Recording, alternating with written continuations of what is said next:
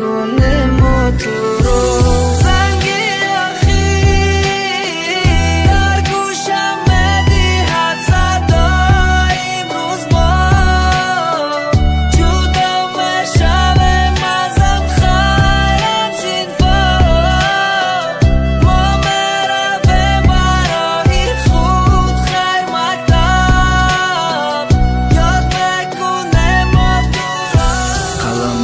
شاعر درون دل ما بود خانه دیم مکتب معلم ما چجان بود بگیریه اومده مکتب بگیریه میبرن من دشمنی ما امروز نام داره زنگی آخیران مکتب ما را کلان کرد خوندم 11 سال افسوس امروز ما نداریم دیگه یگان چاره هم دیگر ما نمیفهمیم سیرمون اثر داره التیما زنگوله را تکرار نزنین دوباره نمیخوام پای قدم ما مکنده کنم هم سیفام گریه دارن چیخه خنده کنم همینجا یاد گرفتم برو تلفظ کردن همینجا یاد گرفتم من نویستنم اگر به قدری استادای این مکتب نرسم شاید از زندگیم به یگان آرزوهام نرسم زبانی من نمیپیچیده خی گفتنی مکتبم زنگوله مکتب با آوازاش گریان کردم نمیخواستم تست کلان شم تمام کنم مکتب نمیدانستم فراموش کردنی اوقینی بدای ما اگر یک باری دیگه صیفی یک شبم ای مکتب خانم نه ای خانه سوی مکتب میدوم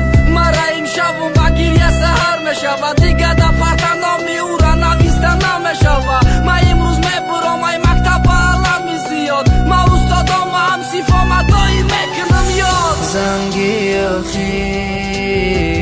در گوشم میدهد صدا امروز ما جدا میشویم ازم